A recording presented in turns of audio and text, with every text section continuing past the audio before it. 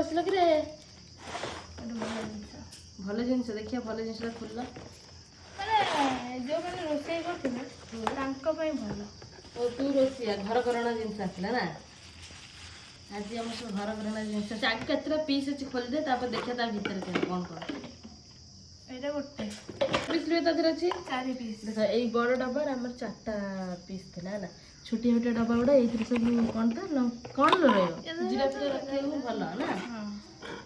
ଏଇଟା ଗୋଟେ ଦେଖ ତା ଦେହରେ କେତେଟା ବାହାରିବ। ଏଇଟା ଏଇଟା ଗୋଟେ, ଏଇଟା ବଡ଼ଟା ହେଲା। ତା ତଳଟା ହେଲା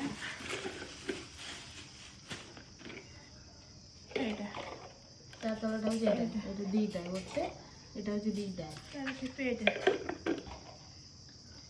ଆଉ ତା ଏଇଟା ଭିତରେ ବି ଭଲ, ଦୁଇଟା ଅଛି। ଯେତେଟା ଡବା ସେଥିରେ ଦଉଛି ଚାମଚ। ଏଇ ଦିଟା ଦେଖ, ଗୋଟେ ଡବା ଭିତରେ 4ଟା ଅଛି ହେଲା। ଏଇଠି ଆମର କେତେଟା ବାହାରିଲା? 8ଟା ବାହାରିଗଲା।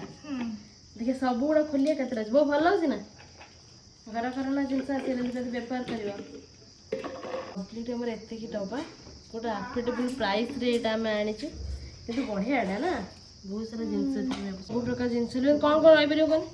ଡାଲି ଆଉ ସବୁ ଯୋଉ ଆମର ମସଲା ମସଲି ଜିନିଷ, ରୋଷେଇ ଆଇଟମ୍ ସବୁ ରହିପାରିବ। ଯେମିତି ଲାଗୁଛି ଗୋଟେ ପିରାମିଡ୍। ବଢ଼ିଆ ହେଇଛି। ହଁ, ଚାଲ ପୁରେଇ ଦେଇକି ଦେଖାଉଛି। ତ ବଜାର ଦୋକାନ ଖୋଲିଆ। ଦେଖ, ମାନେ ରାସନ ଜିନିଷ ଅଲରେଡ଼ି ଡବା ଆମର ସବୁ ଭରି ହେଇକି ଅଛି। ଇଏ ତୁ ଥକିଗଲୁ କହୁନୁ, ଆଉ କ'ଣ ପଶିଲା? ଖାଲି ହାଲକା ଫୁଲକା ମାନେ ହଁ, ଏଇଗୁଡ଼ା ଯେତିକି ମାନେ ଡବାରେ ପଶିକି ବାକି ଥିଲା ସେଗୁଡ଼ାକ ଆମେ ପୁରେଇ ଦେଇଛୁ। କିନ୍ତୁ ଡବା ଗୁଡ଼ା ଯୋଉଟା ପଶିଛି ଏତିକି ସାରା ଜିନିଷ ପଶିଛି। ଆହୁରି ତଥାପି ଡବା ଏଠି କିଛି ବଳିଛି, ଆହୁରି 6ଟା ଡବା ବଳିଯାଇଛି ଆମର।